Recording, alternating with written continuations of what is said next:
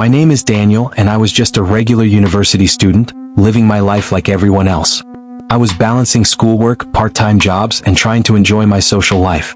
But one foolish mistake almost cost my life. It all started because of love, or what I thought was love. It was February and Valentine's Day was coming. Everywhere I turned, I saw red and white decorations. The girls on campus giggled about the gifts they expected. The boys talked about expensive dinner dates and surprise presents. My heart pounded whenever I thought about my girlfriend Jessica. She was beautiful, smart, and came from a wealthy family. She always had the latest phone, designer bags, and expensive jewelry. I loved her, but deep down I felt like I wasn't good enough for her. I had no money, no fancy clothes, and nothing special to offer. Jessica always hinted that her dream Valentine's gift was an iPhone.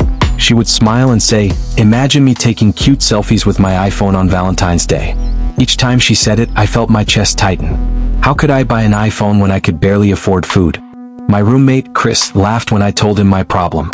"Daniel, be wise. Girls like Jessica, they don't stay with broke boys. If you can't buy her a gift, someone else will." His words hit me like thunder. I refused to lose Jessica. I had to find money no matter what. I searched for ways to make money quickly. I tried betting, but I lost. I asked my uncle for help, but he ignored me. The days moved fast, and Valentine's Day was only a week away. My heart pounded in fear. Then I made the worst decision of my life. I met a man they called Black Shadow. He was a loan shark, known for lending money at high interest rates. People whispered about him on campus. "If you take his money and don't pay back, you disappear," they said. But I was desperate. I went to find him. Black Shadow's office was inside a dark, hidden building near the market. The air smelled like sweat and cigarette smoke. The moment I stepped in, my body shivered. There were 3 men sitting inside, their eyes watching me like hawks. Then a tall man in a black suit turned around. His face was full of scars and his eyes were like fire. "You need money?" he asked, his deep voice sending chills down my spine. I nodded, my hands shaking. "How much?" he asked. 150,000 naira, I whispered. He smiled, but it wasn't a kind smile. "Take it," he said, pushing a bundle of cash toward me. My heart jumped. It was so easy. I reached for the money, but he grabbed my wrist. His grip was cold like ice. "In 2 weeks, you will pay me back 200,000 naira. If you don't..." He leaned closer, his breath hot against my face. "You will regret it." Fear spread through my body, but I pushed it away. 2 weeks. I would find a way to pay him back before then. I nodded quickly, grabbed the money, and ran out of the office. I didn't look back. The moment I stepped outside, I felt a strange mix of relief and fear. The bundle of cash in my pocket made me feel powerful, but the weight of my decision pressed on my chest. "It's just 2 weeks," I told myself. "I'll find the money before then." That night, I bought the iPhone Jessica wanted. It was brand new, shiny, and expensive. When I placed it in a gift box, I felt proud. "This will prove my love," I whispered. But deep down, my stomach twisted. I had no idea how I would repay Black Shadow. Valentine's Day arrived, and campus was filled with excitement. Girls carried bouquets of flowers, boys walked around with wrapped gifts, and love was in the air. When I gave Jessica the iPhone, her eyes widened in shock. "Daniel, you got this for me," she squealed, hugging me tightly. My chest swelled with pride. "Of course, baby. You deserve it." She took selfies, showing off the phone to her friends. "Wow, Daniel is so romantic," they gushed. I felt like a hero. But as I watched her smile, my mind kept returning to the debt. 2 weeks would come fast. The first week passed quickly and my fear grew. I tried everything to make money. I worked extra shifts at the campus cafe, but the pay was too small. I borrowed from friends, but no one had enough. My roommate Chris saw my panic and shook his head. "Daniel, you messed up. Black Shadow doesn't play games. People say he makes those who owe him disappear." My hands became cold. I tried to push the thought away, but at night I couldn't sleep. Every shadow in my room looked like Black Shadow watching me.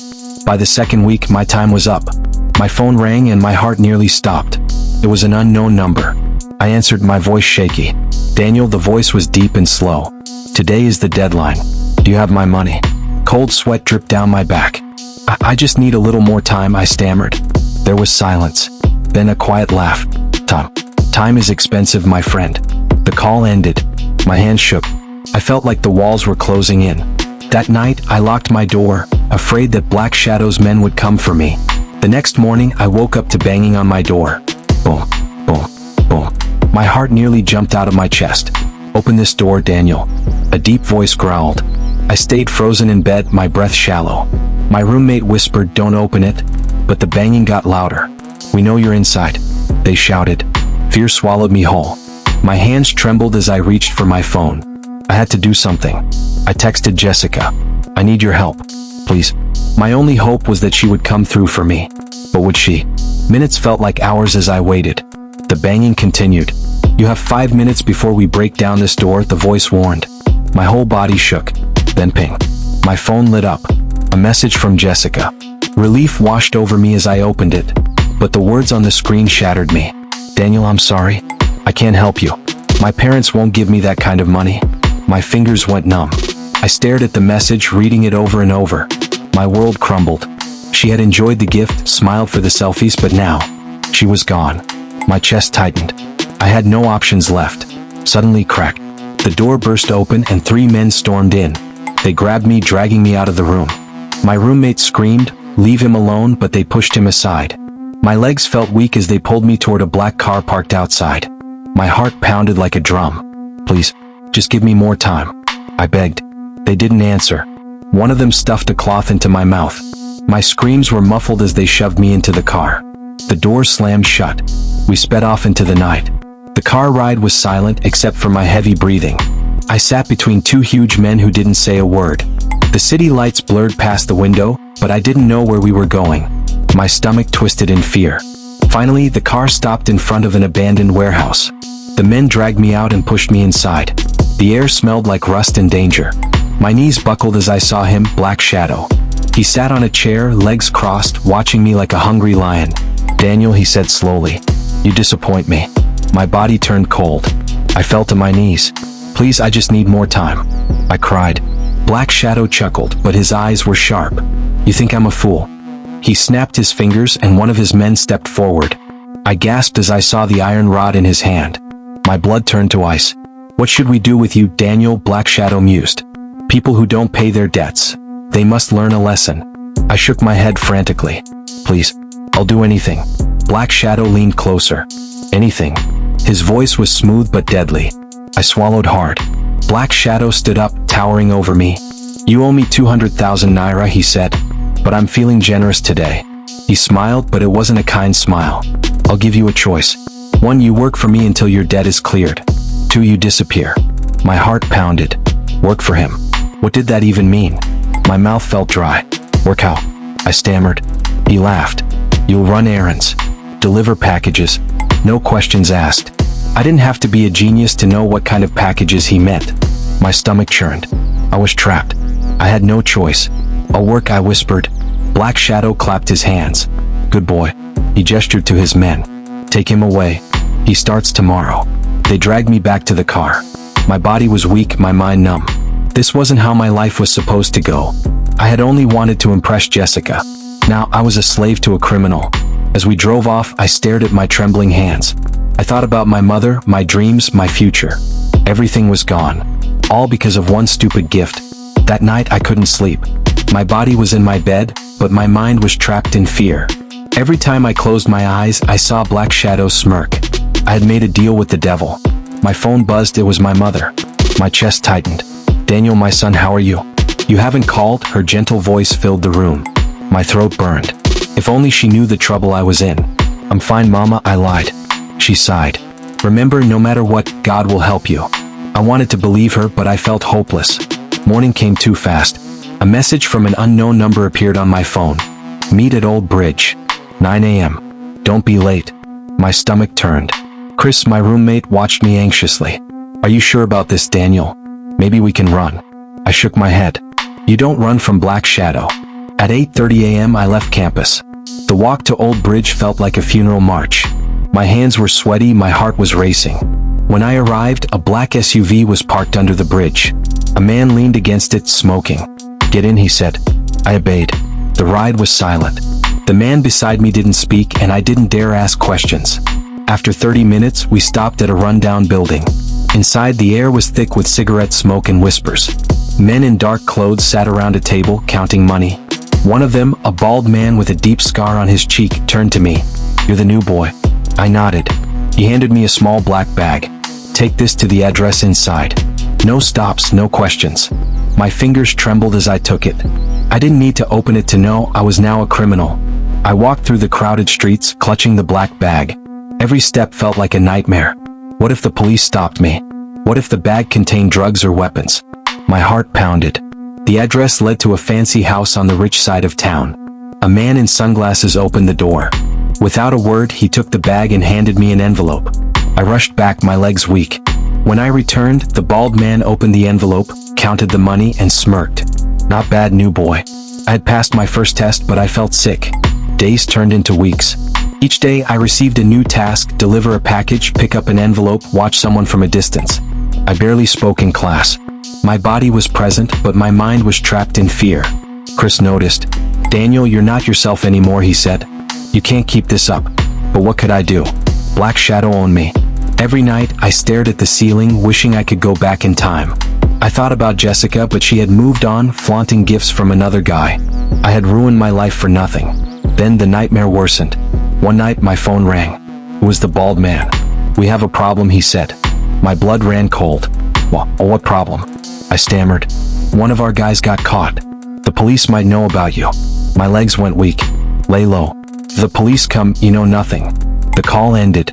I sank to the floor, shaking. If I was arrested, my mother would never forgive me. I had to get out. But how? You don't just walk away from Black Shadow. The last person who tried was never seen again. That night, I made a decision. I was done. I had to escape. But running meant hiding forever. Could I do that? I thought about my mother. I had to try. I packed my few belongings and told Chris everything. His eyes widened. "Daniel, this is crazy. Black Shadow will hunt you." "I have no choice," I whispered. "If I stay, I'm dead." Chris swallowed hard. "Then you need help." "I know someone." My heart pounded. Could there be a way out? Chris led me to an old man in a small barbershop. "This is Baba Kalechi," he whispered. The old man eyed me. "You owe Black Shadow." I nodded, my throat dry. He sighed. "I knew boys like you would come one day." He reached into a drawer and pulled out a small phone. "Call this number. He's a police officer who's been watching Black Shadow. Tell him everything." My hand shook. "The police? Do you want to be free or not?" Baba Kalechi's voice was firm. I took the phone, my heart beat like a drum. I dialed the number. A deep voice answered. "Who is this?" I hesitated. The Black Shadow found out, but I had no choice. "My name is Daniel. I have information about Black Shadow." Silence. Then the voice spoke again. "Where are you?" I gave him my location. "Stay there. Don't move." My stomach twisted. Minutes later, two men in plain clothes entered the shop. One of them flashed a badge. "You're Daniel." I nodded. "You're making the right choice," he said. "But once you start, there's no turning back." My breath hitched. "I just want my life back."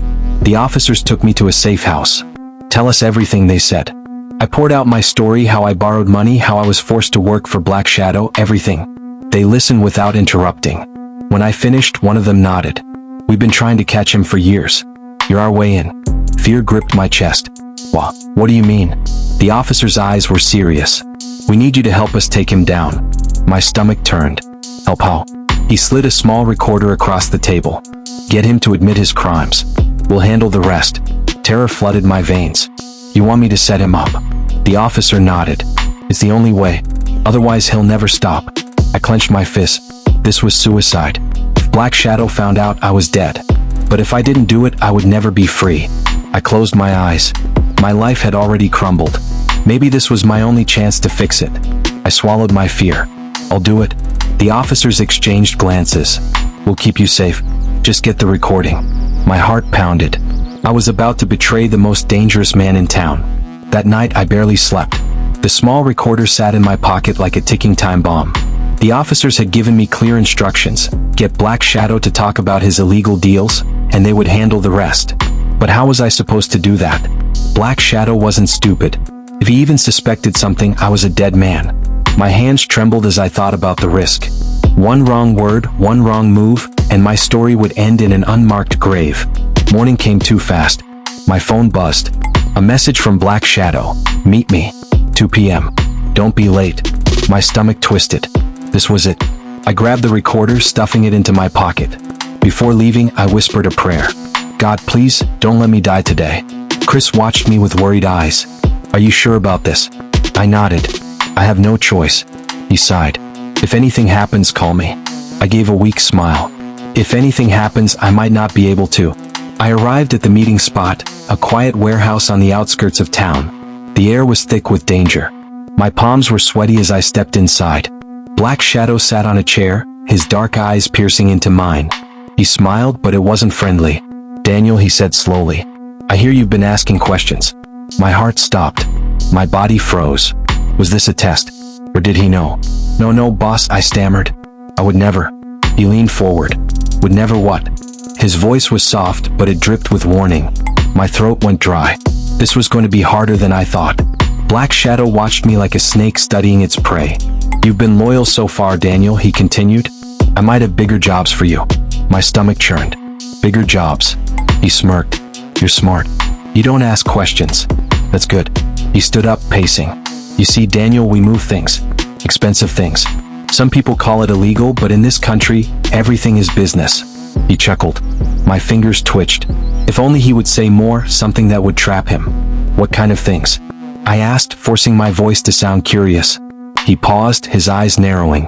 Why do you want to know? Panic shot through me. I had pushed too hard.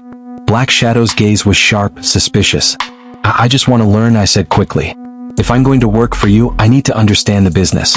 His face relaxed into a smirk. Smart boy. He walked over to a wooden crate, tapping it with his knuckles. Inside this, phones, laptops, watches, all imported. My heart raced. And the ones from last week? I asked. His eyes darkened.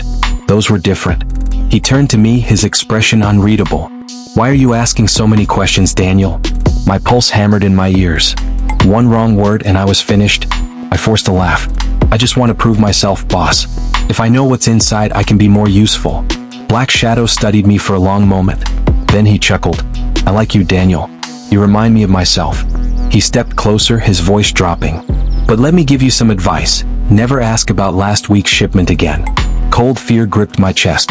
I had my answer. Whatever he was smuggling, it was more than just stolen goods. But was the recorder picking up his words? I had to push him further. I understand, boss, I said carefully. No more questions. He smirked. Good.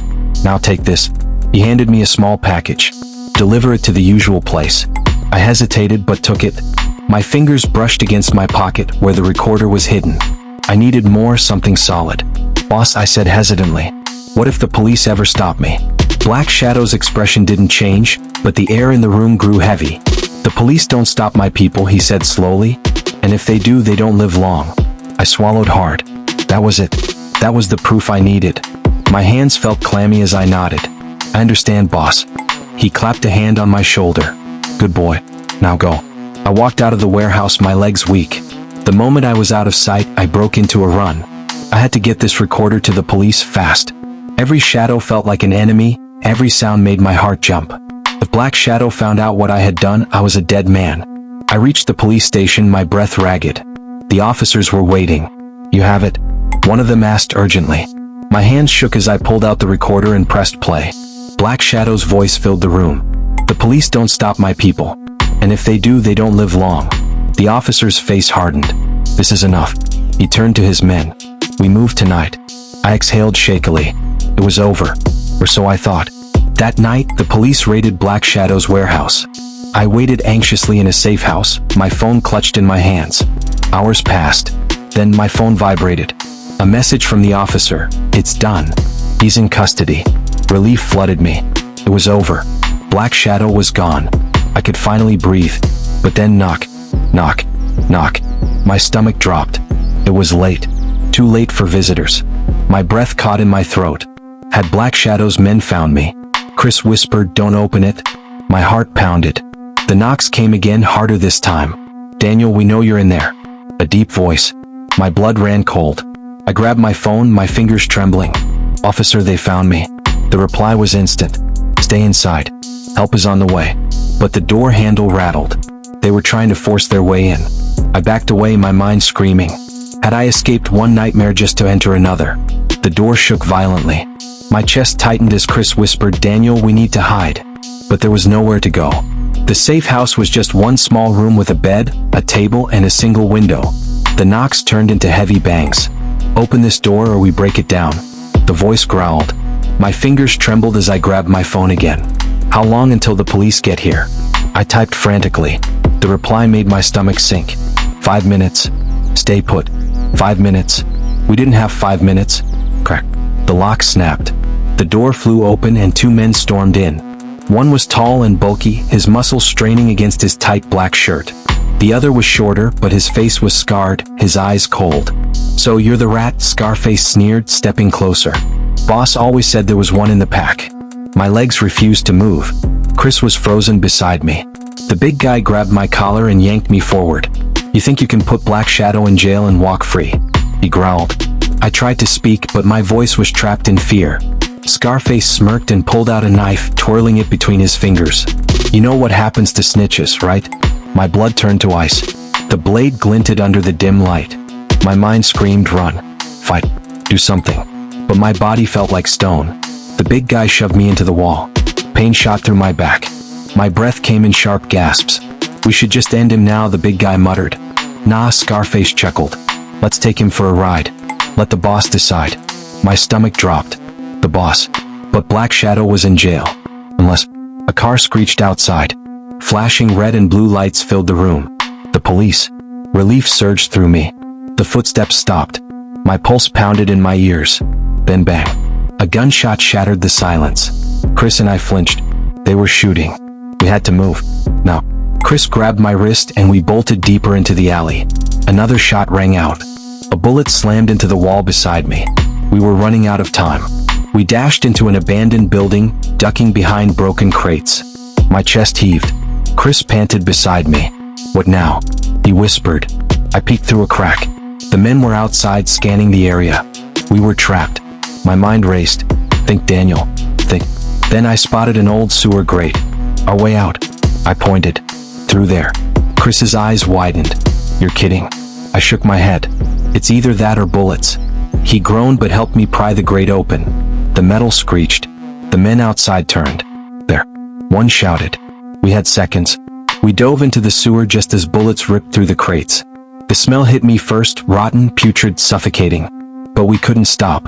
We ran through the darkness, the shouts of our pursuers fading behind us. My feet splashed in the filthy water. I gagged but kept moving. Survival first. Everything else later. The tunnel stretched endlessly. My legs ached, my lungs burned, but we didn't stop. Finally, we reached a rusted ladder. I climbed first, shoving open the metal cover. Fresh air. We emerged in a quiet street, far from the safe house. Chris groaned. Bro, this is madness. I wiped sweat from my forehead. We need help. I grabbed my phone and called the officer. They found us, I said, breathless. Silence. Then his voice came back tense. Stay where you are. We're coming. Relief washed over me. We weren't alone. But one thought chilled my blood. If they found us this fast, it meant someone was helping them. Someone inside. Chris and I waited in the shadows. My mind raced. Black Shadow had men everywhere. And now, I knew we were being hunted from the inside. The officer's car finally arrived. I hesitated. Could I even trust them anymore? Chris whispered, what if they're in on it? My stomach twisted. What if they were? The officer rolled down the window. Get in. My heart pounded. If I got in, I was gambling my life. But if I didn't, we were sitting targets. Chris and I exchanged a look. Then, slowly, we stepped forward. My gut screamed, this isn't over.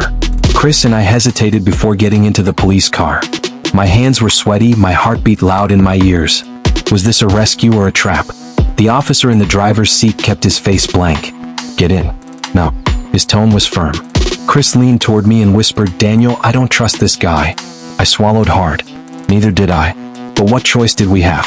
Slowly, we climbed into the back seat. The doors locked with a sharp click. I flinched. The officer started driving, eyes focused on the road. Silence filled the car. Too much silence. My pulse raced. I forced myself to breathe evenly. Where are we going? I asked. The officer didn't respond at first. Then, in a low voice, he said, somewhere safe. But why didn't that sound reassuring? Chris shifted uncomfortably beside me. He tapped his fingers on his knee, our old childhood signal for danger. We needed to get out. But how? The doors were locked and the windows were tinted. I reached for my phone, trying to type a message to the other officers. But before I could send it, the car swerved suddenly into a dark, deserted street. Panic shot through me. Where are we? I demanded. The officer smirked through the rearview mirror. You ask too many questions, Daniel. My blood ran cold. Chris's breath hitched. We had walked into a trap. The car stopped. My stomach twisted. Outside, 3 men stepped out of the shadows. My worst fear came true. We had been handed over. Chris grabbed my arm. Daniel, we need to run. No. But how? The doors wouldn't open. The officer turned in his seat, pulling out a gun. You shouldn't have testified, he said. His voice calm, almost amused. Black Shadow sends his regards. The world slowed down. My mind screamed for a way out. Then bang. A loud gunshot echoed. My ears rang. But I wasn't hit. The officer slumped forward. Blood splattered across the windshield. I gasped. Outside, red and blue lights flashed. Police cars surrounded us. Officers jumped out, guns raised. Step out of the vehicle, an officer shouted. Chris and I didn't wait. We kicked the doors open and stumbled out, hands raised. More gunshots followed as the 3 men outside tried to run. But the police were faster. Within seconds, the men were tackled to the ground. Sirens wailed. We were saved. An officer rushed to us. Are you hurt? I shook my head, still in shock. The officer leading the operation, a tall man with a stern face, turned to me. You were right, Daniel. Someone inside was leaking information. But we got them. Relief flooded me. For the first time in months, I felt safe. Chris and I were taken to a secure location, a real safe house this time. No leaks, no betrayals, just protection. I collapsed onto the bed, exhaustion crashing over me. It was finally over. Black Shadow was in jail. His men were arrested. The corrupt officer was dead. I could finally breathe. Days passed. No more threats. No more running. My mother called, sobbing with relief. Daniel, you're safe, she whispered. Tears burned my eyes. Yes, Mama. I am. Chris grinned at me. We survived, bro. I laughed for the first time in forever. It was over. Valentine's Day came again. But this time, I didn't need expensive gifts to prove my worth. I visited my mother, spent time with real friends, and finally let go of the nightmare. Love isn't about money. It's about trust, honesty, and the people who truly care. As I sat under the evening sky, I thought about everything that had happened. All this, because I wanted to impress a girl. Was it worth it? No. But it taught me a lesson I would never forget. True love isn't measured by the price of a gift, it's measured by the heart behind it. And to everyone watching this, I leave you with one lesson. Never risk your life to prove your love. If someone loves you, they'll love you for who you are, not what you can buy. And remember, stay wise, stay safe, and don't fall for the trap of material love. If you enjoyed this story, don't forget to like, share, and subscribe to Storytime with African Tales. We have more thrilling and powerful stories coming your way. See you in the next one.